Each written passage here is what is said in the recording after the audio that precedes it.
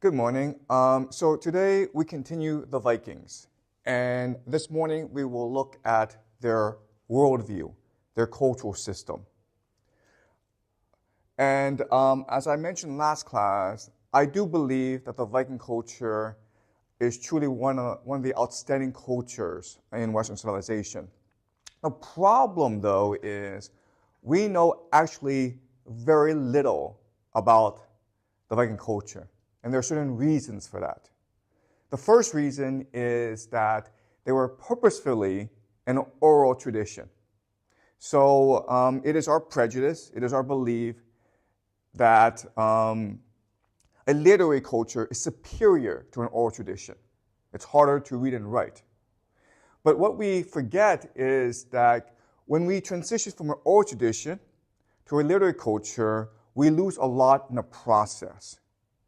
And there are many cultures that have the capacity to read and write, but they chose not to because for them it was much more important to preserve their oral tradition than it was to adopt a literary culture. And as I'll explain in today's lecture, there are many actually good reasons why you would want to preserve an oral tradition. Okay? That's the first reason. The Vikings were purposely an oral tradition culture. The second reason is that eventually the Vikings would convert to Christianity. And in this conversion process, which would take generations, they had to abandon a lot of their tradition and heritage, including their mythologies and their historical memory. The Vikings were perceived as barbarians by the Christians. And because of the traumatic Viking encounters with Europe, there was an intention or purpose in trying to eradicate the Viking memory. Please keep in mind that we don't know that much about the Vikings. What we do know about the Vikings comes from two sources. The first is archaeology. We basically dug up their graves, some of their graves, not all of their graves, and through their graves, we're able to reconstruct some of their culture. But the main source of our understanding is through Norse mythology. Unfortunately, we only have a fraction of their entire mythology. The mythology, it's vast, it's grand, it's epic, it's beautiful. But we only have a fraction of that. And unfortunately, over time, Christian intellectuals want to sanctify or purify the Norse mythology because the Norse mythology is extremely violent and sexual. And so they basically clean it up, which means that a lot of what we have has been interpreted through Christian lens. So please be careful about that, okay? So I will try my best to reconstruct the Viking worldview, but please understand there are severe constraints and limitations. And the way I will reconstruct the Viking worldview is by comparing and contrasting it with other mythologies, other civilizations, other cultures, and by using literary interpretation, and ultimately by using my imagination, okay? So please take what I say with a grain of salt. Be skeptical, be suspicious, ask questions, challenge me where you feel you need to, okay? All right, so let's get started. All right, let's look at the Viking tradition in contrast to the Greeks and the Romans, okay? So the Greeks, how did they see the world? Remember, their idea of the community was the idea of the polis. The polis gives us our word for politics. And the idea is that a community is a group of men, only men, who come together to debate and argue about the future of the community. And as such, the individual is someone who stands out, okay? The word they use is eudaimonia or arete. Okay, eudaimonia means flourishing. You can only flourish if you stand out among a group of men. Arete is proving your excellence among a group of men. And so I'll give you two examples of this Greek worldview. So the first is Achilles from the Iliad. Remember, in the Iliad, Achilles tells everyone, I am in Troy to seek personal glory. I don't care about the Greeks. I don't care about Helen or Troy. I don't care about what others think. I just want to stand out. I care about my own personal glory. And that's why he's willing to let Hector and the Trojans almost destroy the Greek army. Okay, so that's one example. Another example is from Herodotus, his book Histories. And it has to do with the Athenian leader Themistocles. Okay, so this is the year 480 BCE. And in the year 480 BCE, the Persians are invading the Greek mainland. Sparta, Athens have united against the Persians. The Persians burned down Athens, and the Athenian people are on their ships.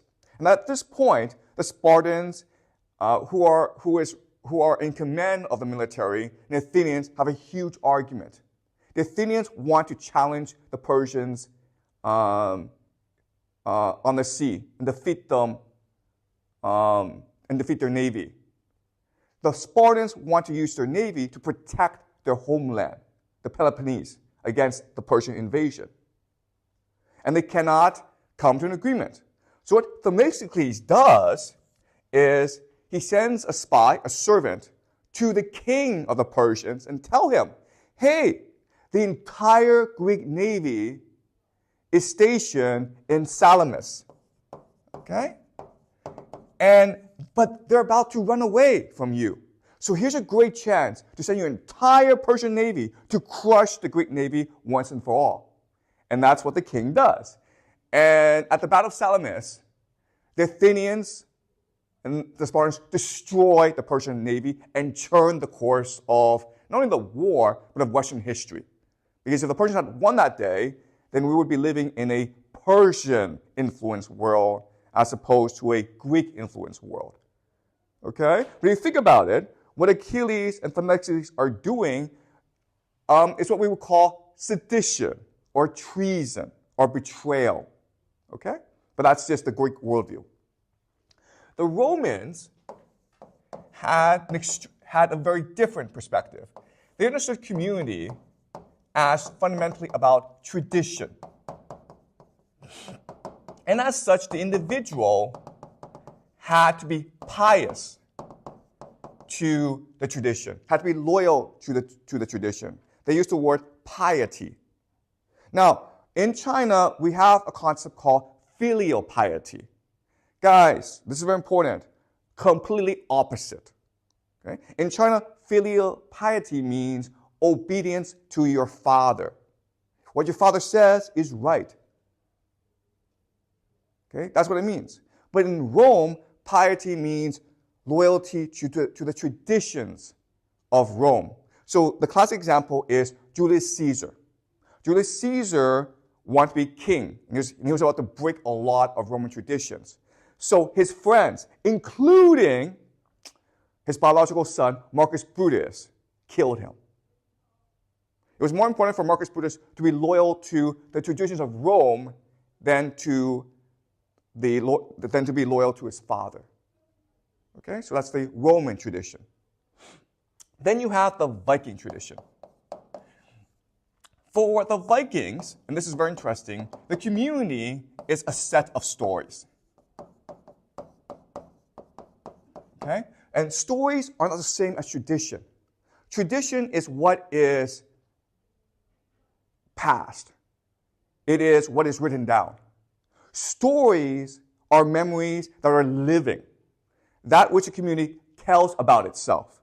And therefore, there is a flexibility to these stories. They can be reimagined over and over. The basic structure, the outline is the same, but the community has to constantly relive and reimagine these stories. And therefore, the individual is a person who acts out these stories, okay? Acts out these stories.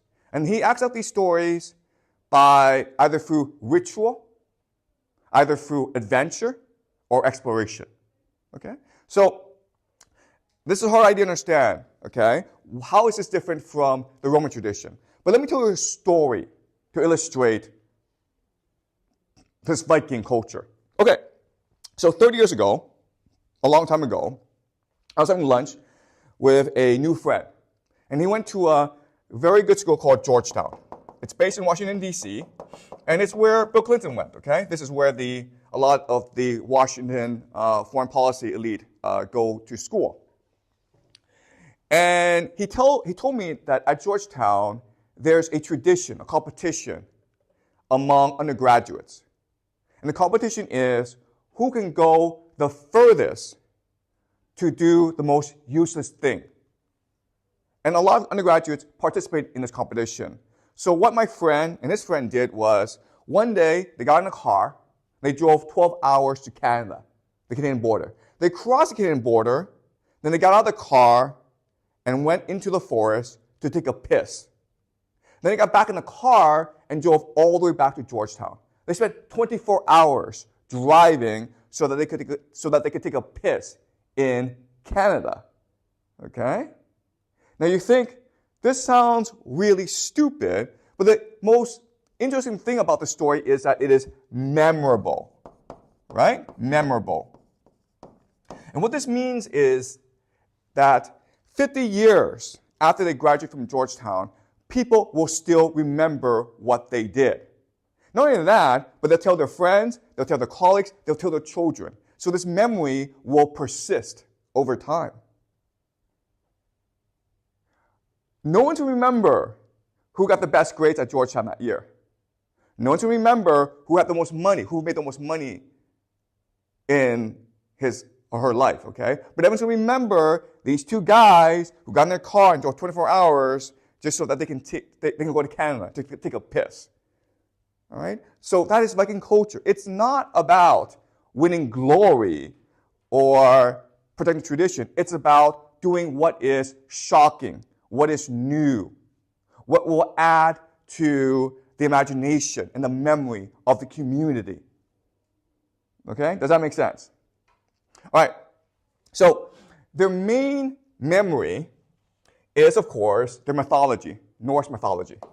And Norse mythology, I would argue, is the greatest mythology in human history. We still have it today. Okay? You might have seen these Marvel movies, right? Thor, the Thor series. There are a lot of TV shows based on the Vikings. So the Viking culture, the Norse mythology, is still celebrated today. Okay? So let me explain to you why I would argue that Norse mythology is probably the greatest cosmological system we have. Okay, so first it's grand. In this mythology, there are 9 realms. Okay? 1, 2, 3, 4, 5, 6, 7, 8, 9. And it's all connected by a world tree called Yggdrasil. Okay? No one knows what this world tree looks like, but it's basically the equivalent of God in this system.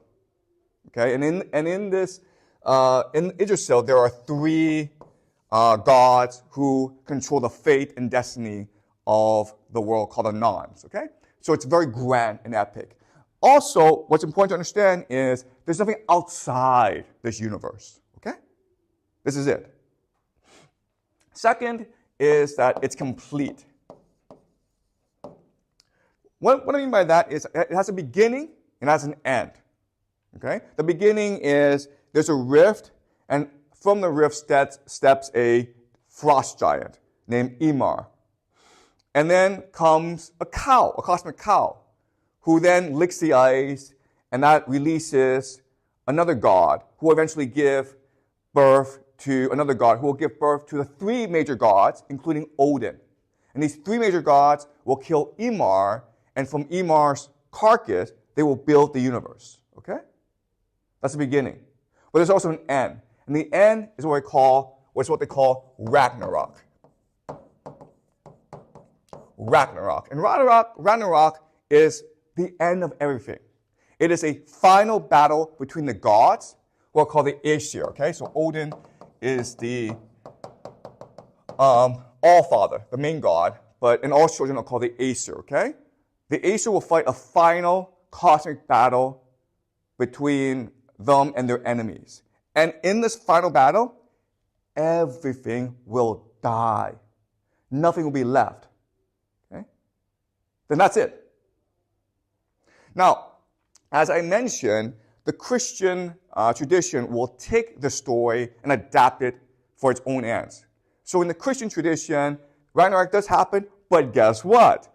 After the end of the world, two humans, a man and a woman, will emerge from the destruction and reconstitute the world, okay?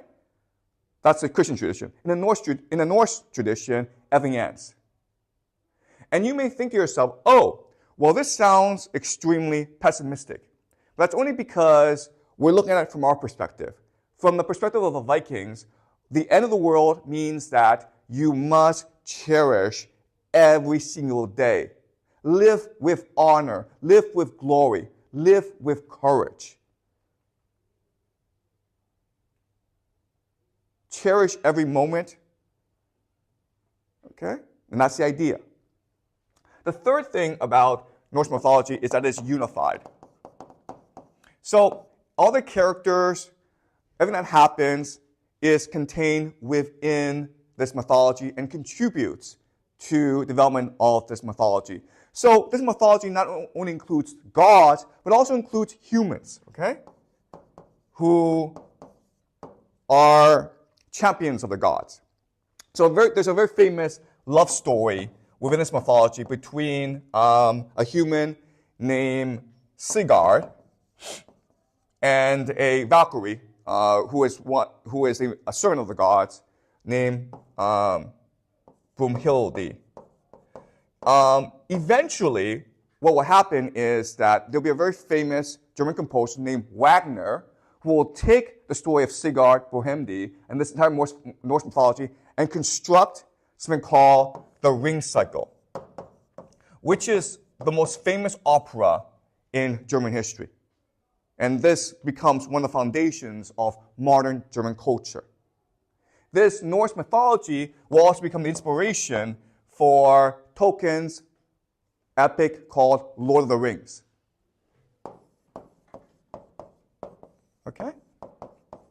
So these are the two most obvious examples of how Norse mythology still impacts our world today.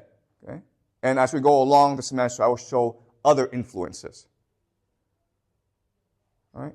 So what Norse mythology is trying to do is create community among the Vikings and instill certain values. Okay? The three major values that these stories manifest and express are courage. The courage to explore, the courage to seek what is new and unknown, to venture forth into the unknown. Because Vikings are mainly explorers and adventurers. Raiding is only a small part of their community, okay? Second is the idea of loyalty. And this is a very important concept. When you go out on new adventures, you're usually going out with your brothers, your friends. Okay, it's like a band of brothers. So you have to survive, you have to be willing to die for them. You have to die for each other. If the survival of the group requires you to make the ultimate sacrifice, you have to do so. Okay, loyalty. Loyalty means love for each other. It does not mean obedience. Remember, in the Viking world, it is very egalitarian. There's very little hierarchy. Okay, they're high status people, but they're high status because they've proven themselves worthier than the others, because they're braver, because they're stronger, because they're more clever. Okay? Now, last Viking value is resourcefulness. So the idea here is, when you venture off into the unknown, you cannot know what to expect. You can't plan ahead. You can't be strategic. So you can only be resourceful, meaning you must respond to the danger as it arises. You have to be very, what we call, quick-witted. You have to have street smarts. Okay? So these are the three main values or ideas that Norse mythology is trying to express and instill in the people. Okay? So that's a general introduction to Viking culture. Now what I will do is I will provide evidence and examples for this argument. Okay? All right. But is this clear to you guys? Okay. All right. So now let's do the PPT.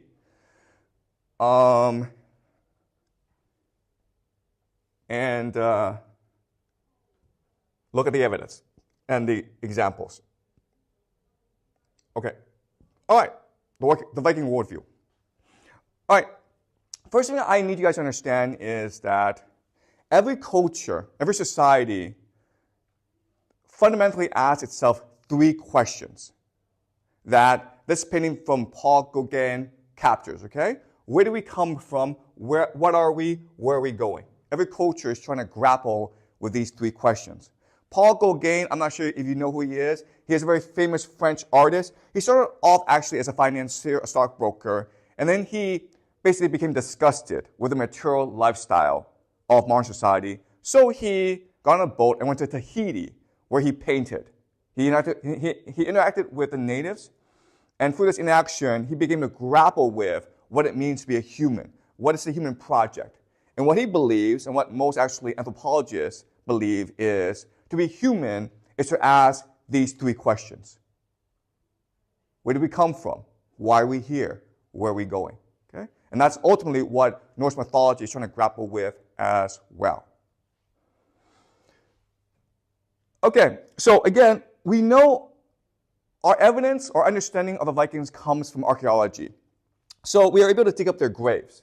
And what we discover is, and it's very interesting, is that each grave is unique. Okay? And it seems that each grave in its own way is telling a story about who this person is. It's like this grave was not meant just to send this individual into the afterworld, but also to remember him or her and his or her achievements and life. Okay? So let's look at some reconstruction of these graves. Okay? And as you can see, this woman is buried with tools, an arrow, as well as a dead horse.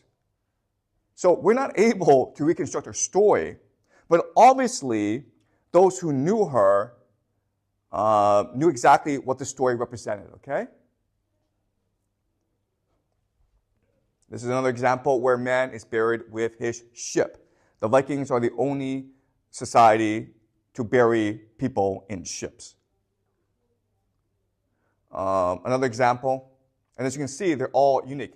In fact, what's really interesting for us is to appreciate that funerals were the most important aspect of Viking society.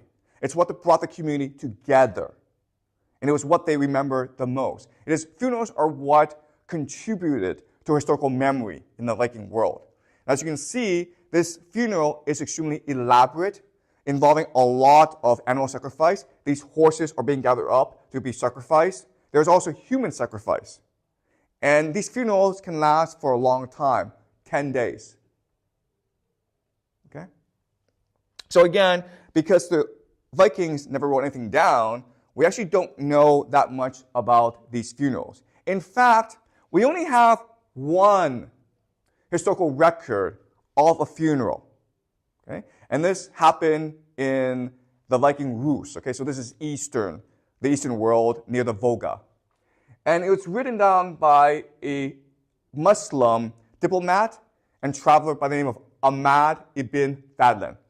Okay? And he is from the Abbasid Caliphate. And he is in the Viking world in order to negotiate a treaty of trade. Okay? The Abbasids and the Vikings traded a lot. And as an honored guest, the Vikings invited him to a funeral of a deceased chieftain or king. All right? Now, there's certain things about this funeral that's important for us. The first thing is that it would last 10 days. Okay? It's a very elaborate affair that requires a lot of choreography and coordination. The second thing is that a third of the man's wealth was spent on the funeral expenses. So basically a feast for everyone. Okay? A third was spent on his funeral clothes that was tailor-made for him. So this is like the best clothes. And a third was given to his wife. What this tells us is, first of all, this man, even though he was high status, he didn't have that much wealth, right? And second of all, the Vikings are a very egalitarian society. And the third thing that's important for us, they didn't care that much about wealth, period, right?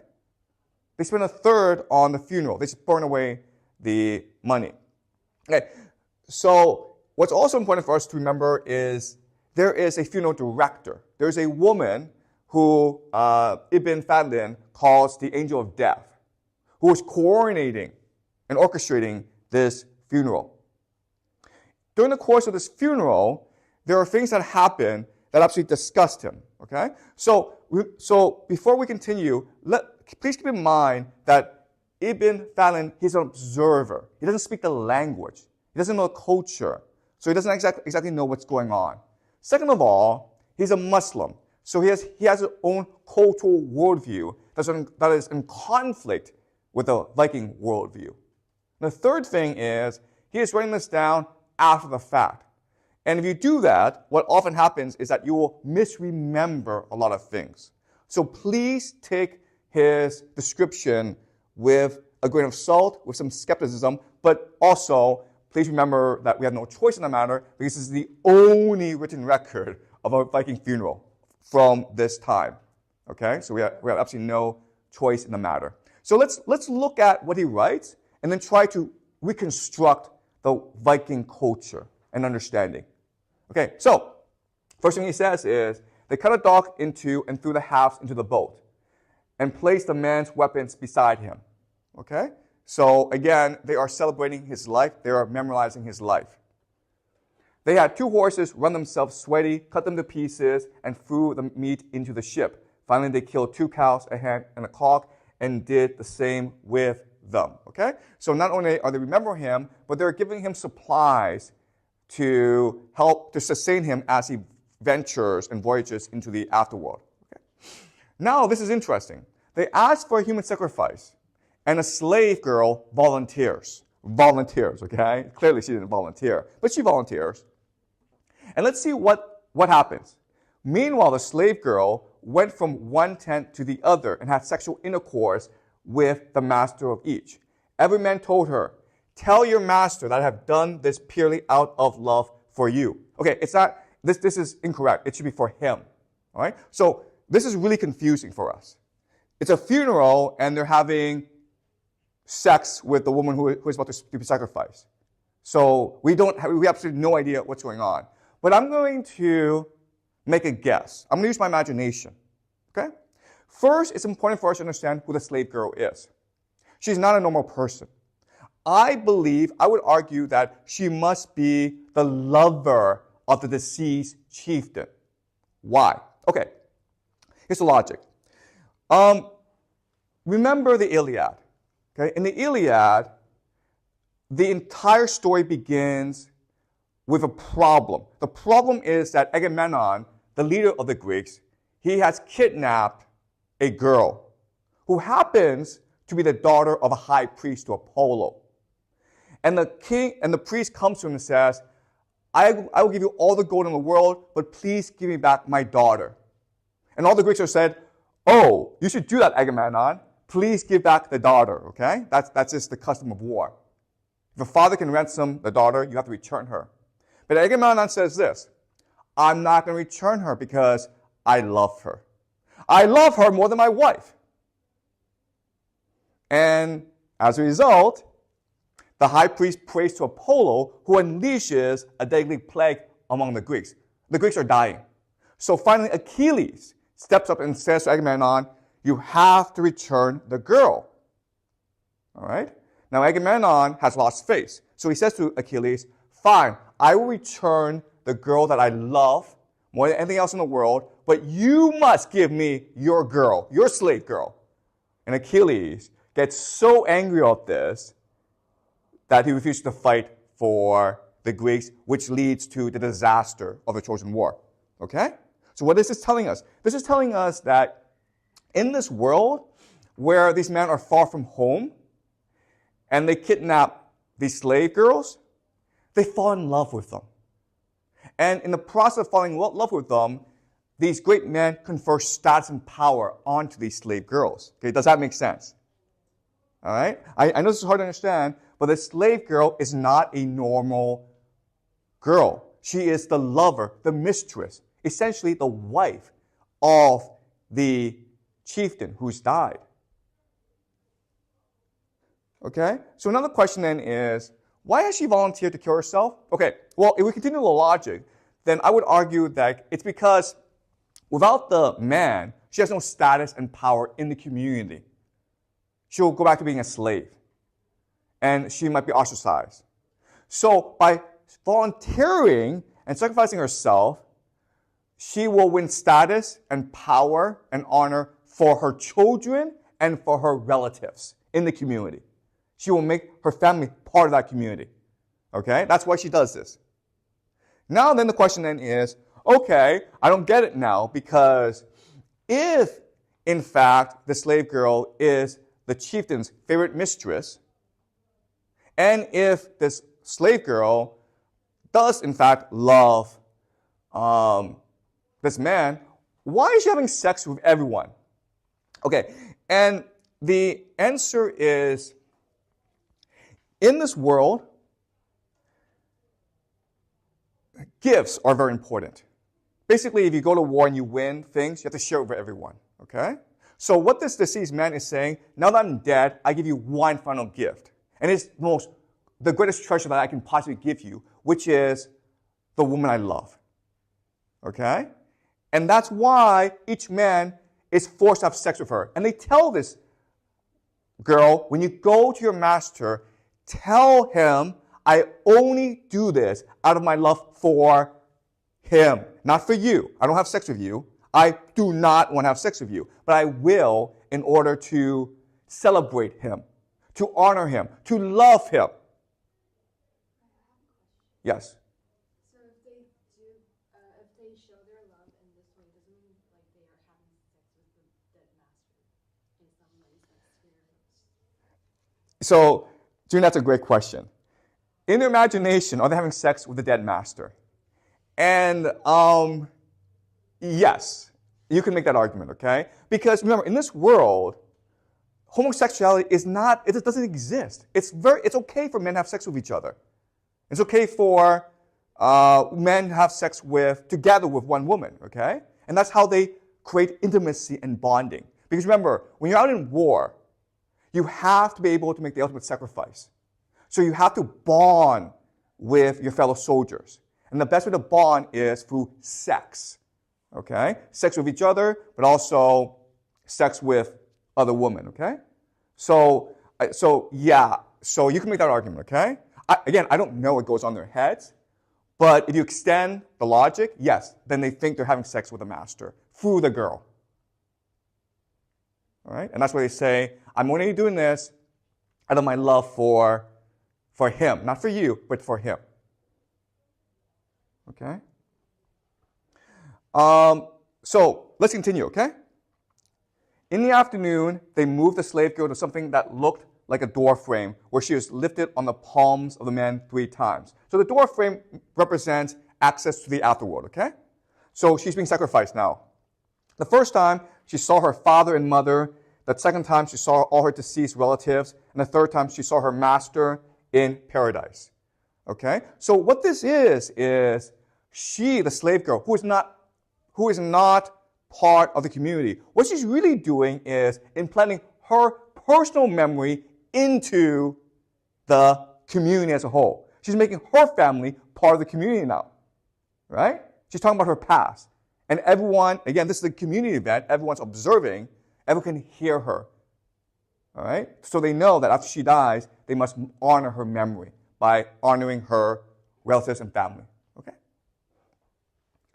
There it was green and beautiful, and together with him she saw men and young people. She saw her master beckon for her, then she was brought a chicken which she decapitated, and which was then thrown on the boat. Okay. Again, this is some strange ritual that I have no idea what it means, but it must mean something. Okay.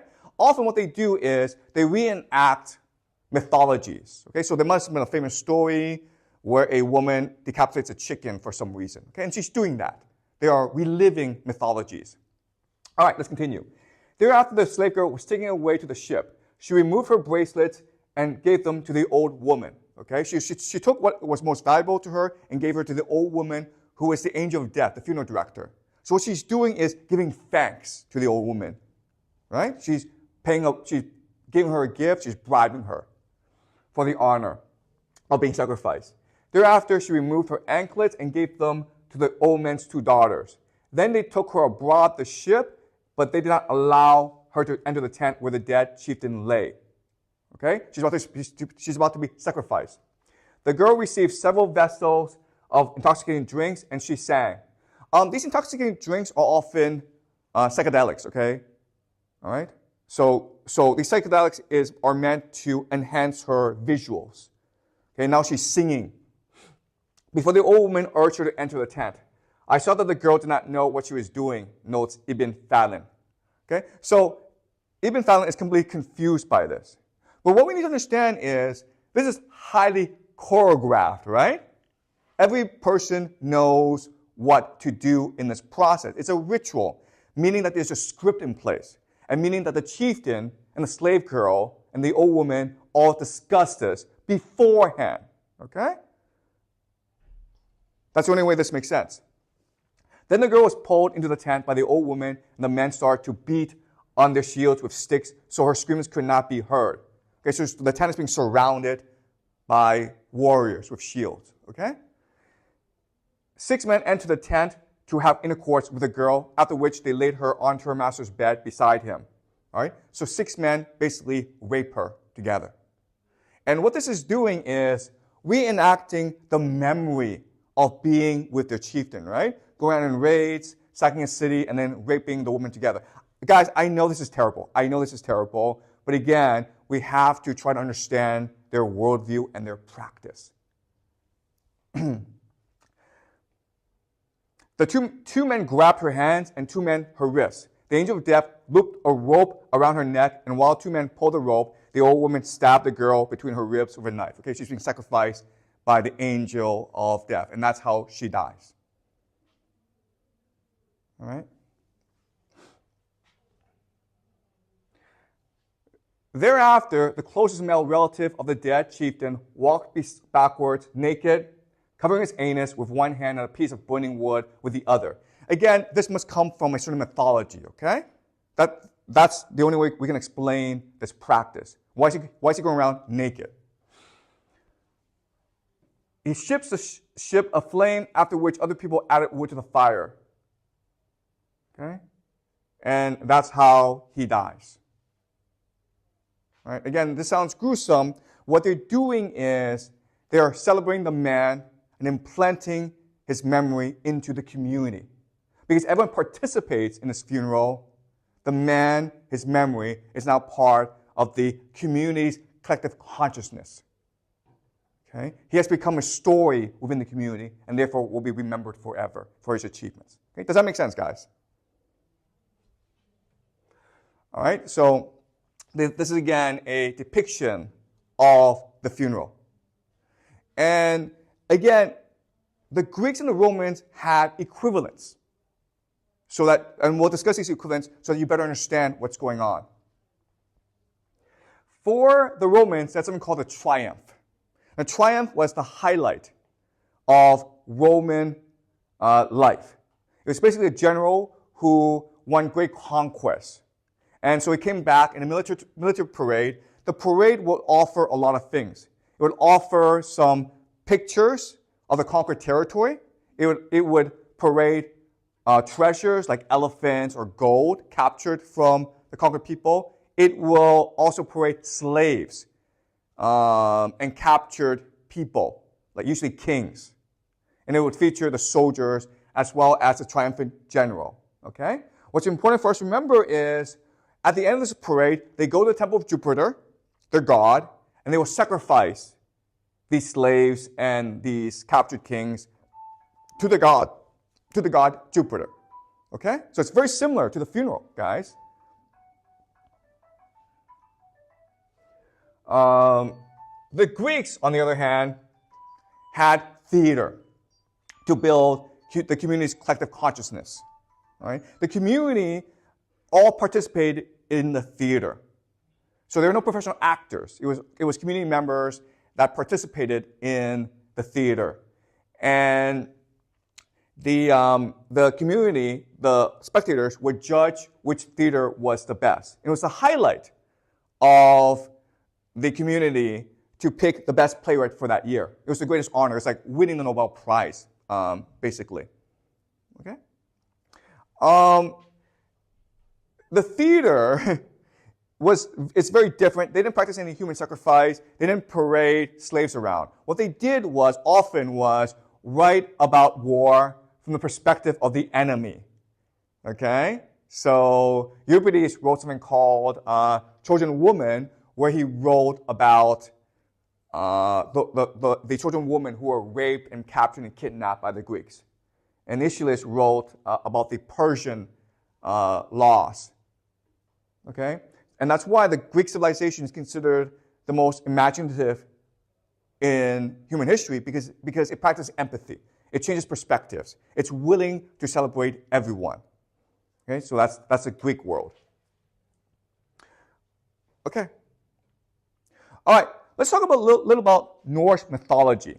Remember, what I said was that Norse mythology, its purpose is to express and promote three values: courage, loyalty, and resourcefulness. Right? So the example of courage is Odin. At the beginning of the world, Odin, who's the god of knowledge, he wants to seek all knowledge. So he flies around Yggdrasil, the world tree, and he goes into different realms. And he meets a god who has something called the well of cosmic knowledge. If you drink from the soup, you gain cosmic knowledge. So Odin wanted to drink it, but he had to make an offering. So he offered what was most valuable to him, which was his eye, guys, okay, his eye. So he plucked out his eye, gave it to the god, and drank from the well of cosmic knowledge. But once he drank from the well and learned cosmic knowledge, he became more curious about the universe. And so he started to venture into more unknowns. Eventually, he went into the realm of death. And no matter how hard he tried, he could not penetrate this world. There are too many winds. There are too many barriers. So he killed himself, right? Because that's what you do. If you want to enter a death world, you have to kill yourself. So he killed himself and was dead for a long time. But in his death, he was able to see all the secrets of the universe. And then afterwards, he resurrected himself. Okay, so Odin personifies the idea of courage in the Viking world, to seek the unknown relentlessly. Okay, even if it costs you your life and your eye. Okay, the idea of loyalty. All right, so in the Norse world, there'll be a Ragnarok. And there's a wolf, Fenris, who will foreshadow the arrival of Ragnarok. He's very dangerous. But when he's born, he's just a little pup. So the Aesir, the gods, basically decide to adopt him as a pet. Okay, they think he's harmless. And his master is Tyr, who is the god of war among the Aesir. But very quickly, Fenris grows to be huge. And now the gods see him as a menace. So they try to tie him up. But no matter how hard they try, they can't tie him up. And it becomes like a game. And Fenris thinks this is really funny, okay? But the gods become really worried, so they go to the dwarfs. And they ask the dwarfs to create a magic rope, which they do. And Tyr goes back to Fenris and says, hey, let's continue this game of us trying to tie you up. But Fenris says, like, okay, but how do I know that you will release me if I can't get out? Here, put your hand in my mouth and if you don't release me, I'll take your hand. All right? So the gods discuss this, and Tyr volunteers to do this, knowing that he's going to lose his hand. All right? And that's what happens. They tie Fenris up, and Fenris wants to be released. The gods refuse because he's a menace. And then Fenris just bites off the hand. Okay? That's the idea of loyalty. Loyalty to your friends. Right? Resourcefulness. Okay. So the gods are always at war with the frost giants. One day, a man named the Builder comes to them and says, I can build you a wall to protect you from your enemies in 18 months. Okay, this is Asgard, the home of the gods. And the Builder says, I will do this, but I want 3 things. I want the sun, I want the moon, and I want the beautiful goddess Freya in marriage. And Odin and the gods are like, no, that's a stupid deal. But Loki, who is the god of mischief and the blood brother of Odin, says to Odin, take the deal, but make it 6 months. Give him 6 months. That way he'll finish about 1/3 of the wall, and we can finish the rest. And Odin thinks, that's a great idea. Okay? And the Builder agrees to this deal on one condition, that he's allowed to use his horse in order to carry the bricks and the concrete. Okay? And the gods agree. What they don't know is the horse is a magic horse. And the horse is able to travel as fast as light itself. And so the Builder is able to really quickly build that wall. And he's about to finish the wall. Odin says to Loki, you got us into this mess, get us out of this mess, or I will kill you. So what does Loki do? Loki thinks, and he's a shapeshifter, right? And he's able to shapeshift into a mare, a beautiful horse, okay? Like this. The Builder's horse sees the mare and becomes really excited, right? And he runs off. And the Builder's not able to finish the wall. And Loki gives birth to a horse, a baby horse, that then becomes Odin's horse, okay? That's the idea of resourcefulness. There are some really funny stories within Norse mythology, okay? One of the funniest is this. Thor has a magic hammer named Mjolnir. He loves it. He loves it so much that he sleeps with it. He puts it under his pillow. One day he wakes up and finds it missing. So of course he thinks it must be Loki, because Loki's always playing these tricks on the gods. But Loki says, I didn't do it, and I will find out for you who did it. So Loki explores, and he finds out that it was the Frost Giant King who stole the hammer. And the Frost Giant King will only return the hammer if the gods give him Freya as a wife. Loki goes back, and Freya says, screw off, I'm not going to do this. So Loki says to Thor, I have a plan. The plan is he's going to dress Thor up as Freya. He's going to put a wedding dress and a veil on Thor, and Loki will disguise himself as a bridesmaid, okay? Stupid plan, but they do this. They go off, and the Frost Giant King doesn't really notice that Freya is a huge man. They have this huge feast, and unfortunately, Thor loves to eat, and he loves to drink. So basically, this huge feast, Thor is eating this oxen, he's drinking all this beer, and he's burping in the process. So the Frost Giant King is kind of like confused, but he's also really excited. At the wedding, the Frost Giant King presents the hammer, Mjolnir, to Thor, and he lifts the veil to kiss Thor, and that's when he realizes that it's actually a man. And then Thor gets his hammer and beats the crap out of the king, okay? So there are many stories like this, which are really funny and imaginative. What do these stories tell us about the understanding of the individual in the Viking world? This is Neil Price. And to prepare for this lecture, I did a lot of research, including listening to his YouTube lecture, which has over about 1 million views on YouTube. But he's a Viking expert. He's an archaeologist. I highly recommend that you listen to his YouTube videos if you're interested in this material, okay? But this is what he has to say about the Viking worldview. The Viking, the individual, is shaped by 4 forces, okay? First is the hamar.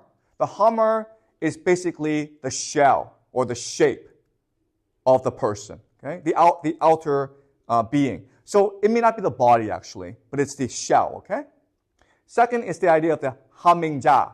The hamingja, think of it as a pet who follows you around, and it personifies luck, okay? And because it's a pet, you can either nurture the pet or not nurture it, okay? You nurture it by showing courage, right? So in battle, if you run off, if you enter the battle with courage, the pet will be with you.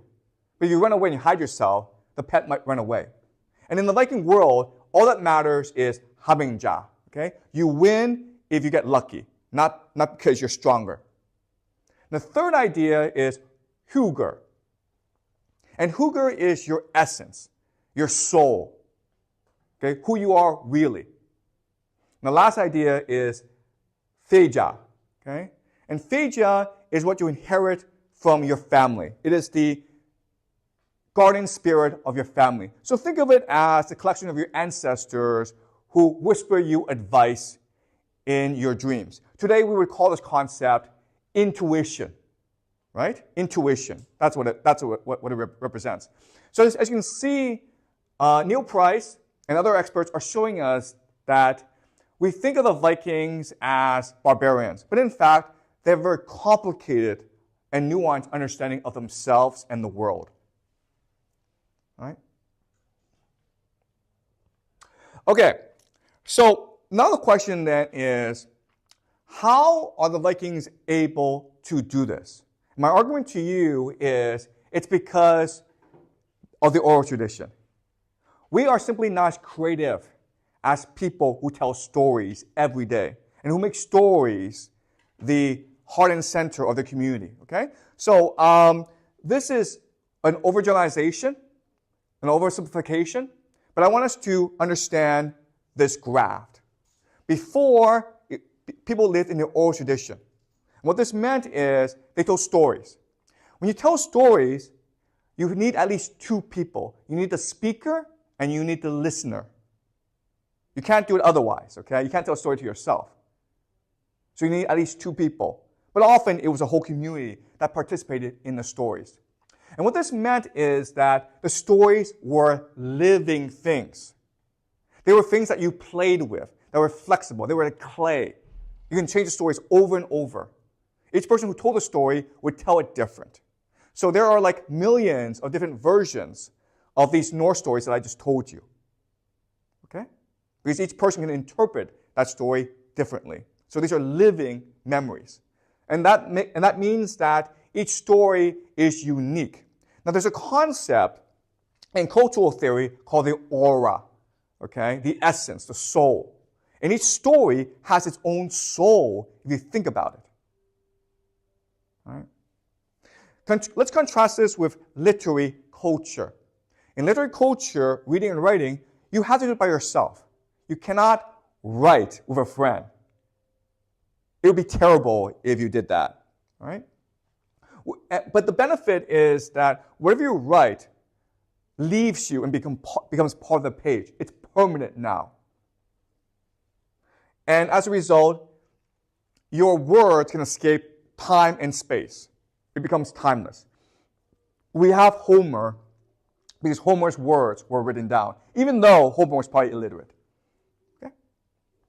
Today we live in the visual culture. So think of videos, think of photographs, right? First thing to understand is that it's passive. Both in literary and oral culture, you have to participate. You have to use your imagination to make the thing alive.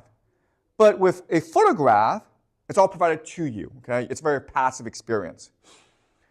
It's self-enclosed, meaning it's impossible for you to add anything to it, okay? But you get more information that way. So there are benefits to visual culture. So for example, a map, right? If you look at a map, it tells you a lot more information than if someone tried to explain it to you with words. And the last advantage of a visual culture is it is universal.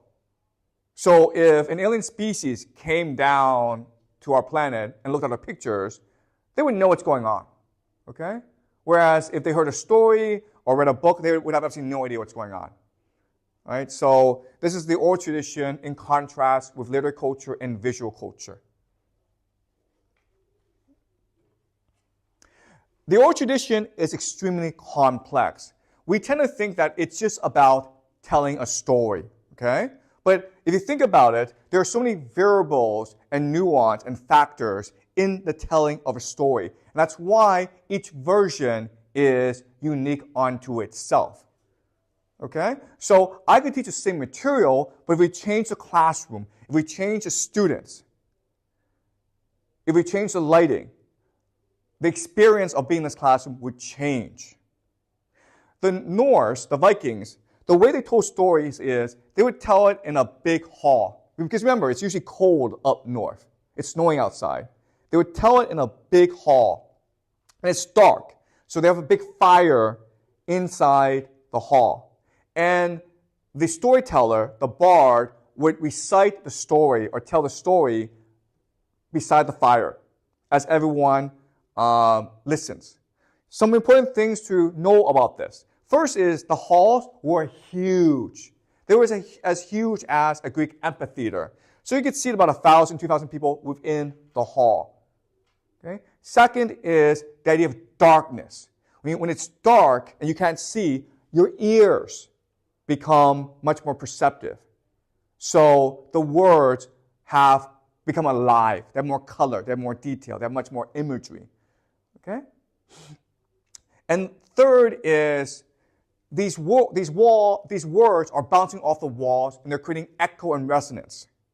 And so these words almost like bonds that unite everyone in the telling of the story. Okay? And if you think about it, this experience is very similar to the Ice Age. Remember last semester at the very beginning, we did the Ice Age cave paintings. And what we need to understand is people came together in these caves not to paint in the caves, but to tell stories about where they came from, who they are, and where they're going. All right? And all of our ancestors, every one of them, for thousands of years, participated in this process of converging in these ice caves and hearing stories being told to them in these dark, wet caves.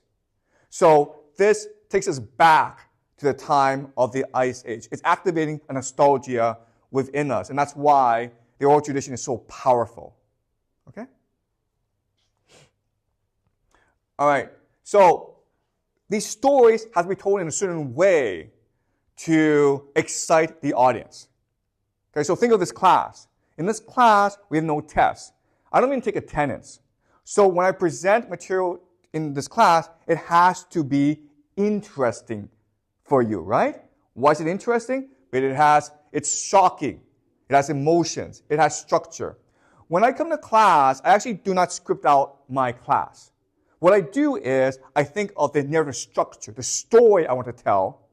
And then in class, depending on your reactions, depending on the question you ask, I will change some of the details in the story to make it much more interesting for you. In the oral tradition, it's a co-creation, collaborative process. And that's what makes it so powerful. As an experiment, what you can do is this. Think about this. In class, there might be some material you found really interesting, right? So then you go on YouTube. I post these lectures on YouTube to try to remember the experience. And what you'll find is you cannot, okay? Because we've switched from oral culture to visual culture. The same is true if it's your birthday, okay? It's your 18th birthday and you go out with your friends. and you have a wonderful time. And you're like, I want to take a picture to remember this experience. But what you will find when you do that is the picture doesn't really capture the experience for you. The picture cannot bring back the feeling for you. Okay? And that's why the Vikings were so insistent on maintaining their old tradition and not transitioning into the literary culture. Because their old tradition is what gave the community purpose and meaning. If you gave that up, then your community would lose cohesiveness. Right? Does this make sense to you guys? All right. So, what's the old tradition? Again, we've lost it. We've mainly lost it. But remember what it is. Okay? Let's take two things that you know very well and merge them together, and then you can experience what the oral tradition is. It's basically the immersion of a movie. Think of going to a good movie. And remember the power, the immersive power of being that movie. You are in that movie, okay? You combine it with the intimacy of a conversation. So just think of like having this 4 or 5 hour conversation with your best friend and talking about life and love in general, okay? The oral tradition combines these two things, and that's why it's so powerful. And that's why it cannot be remembered.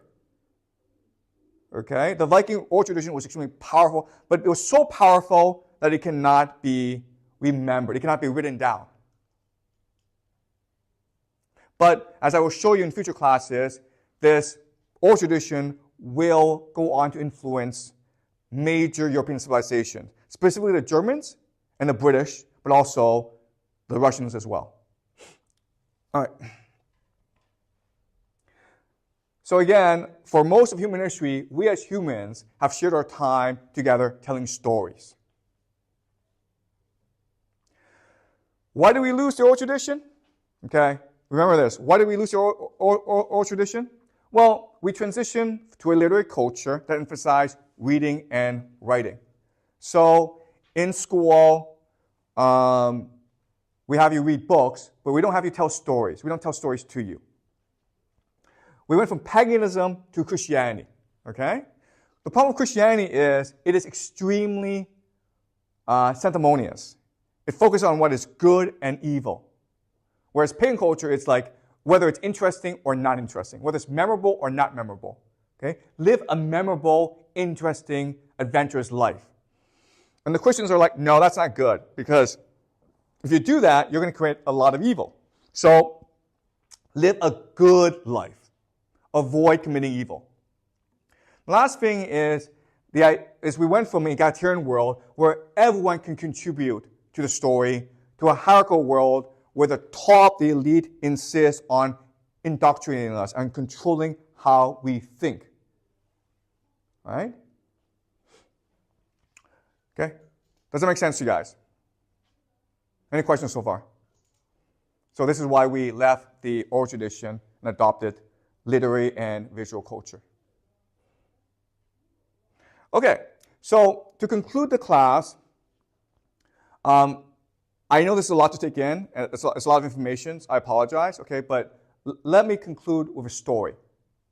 So I have 2 young boys, and I sleep with them, okay? And what I do is I tell them stories. I don't have them do math. I don't have them read books, but I tell them stories where I make them the characters, the heroes of the story. So I'll tell you one story that I told my youngest son, Mao Mao, okay? The story goes like this. It is Mao Mao's 4th birthday.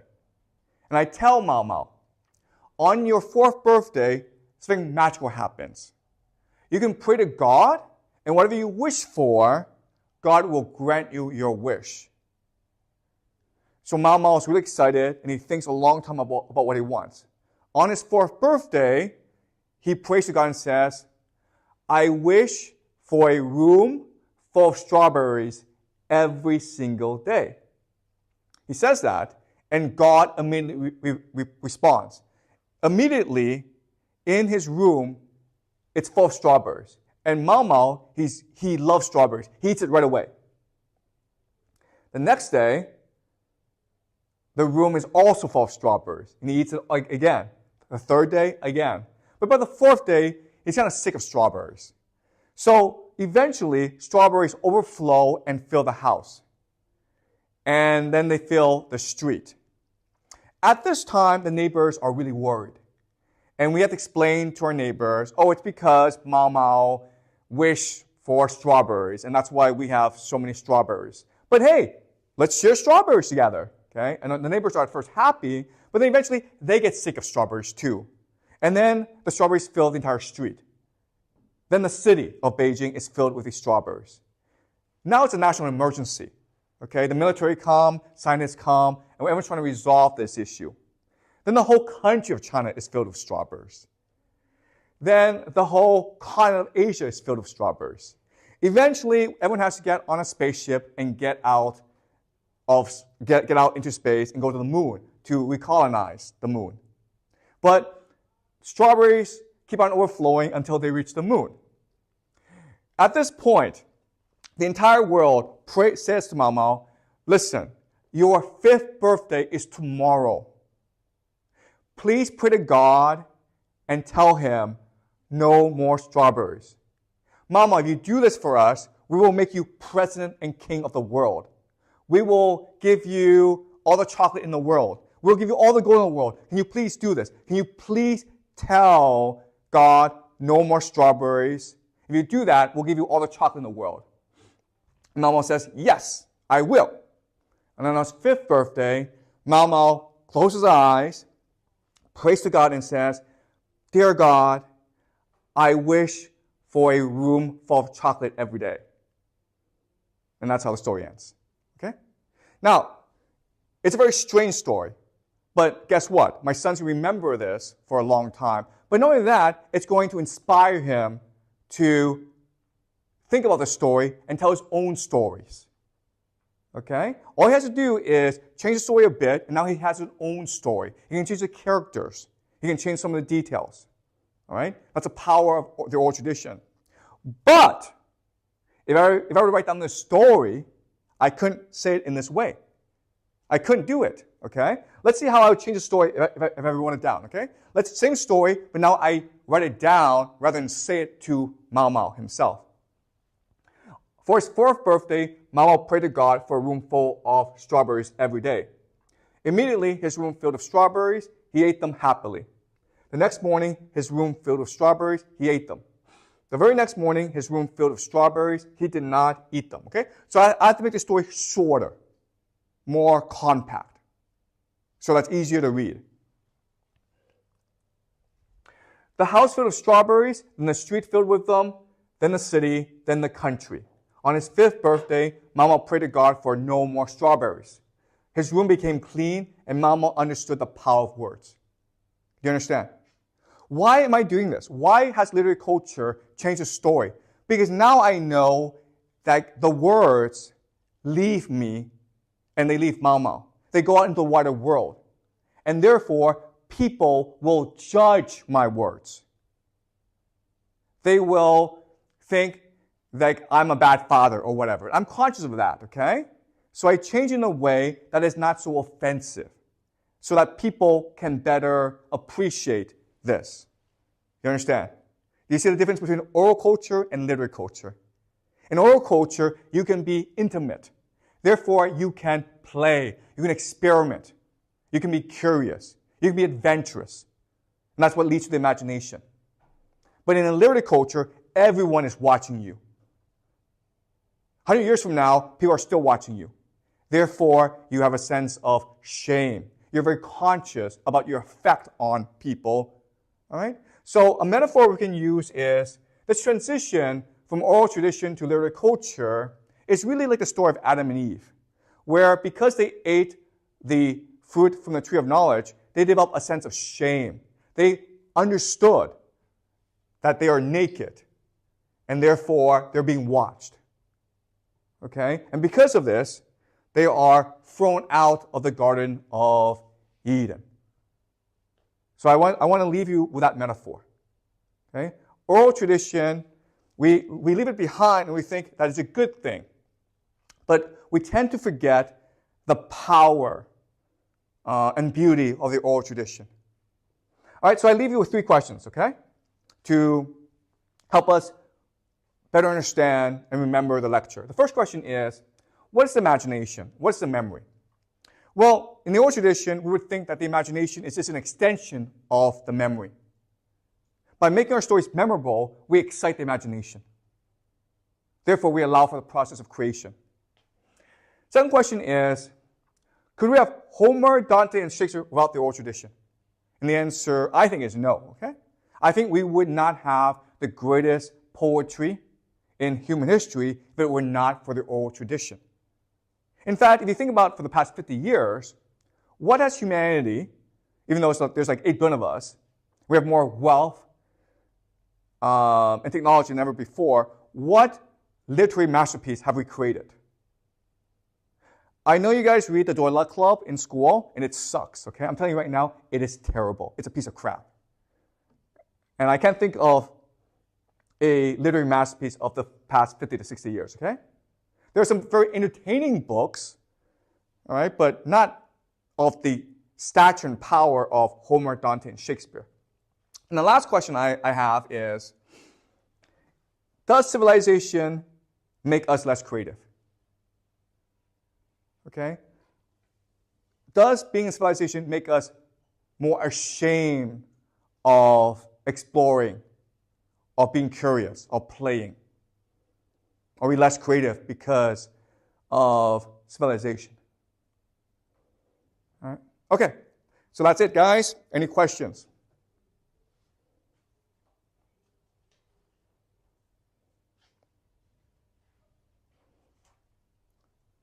Okay. So next week we will do the Abbasid Caliphate. Okay.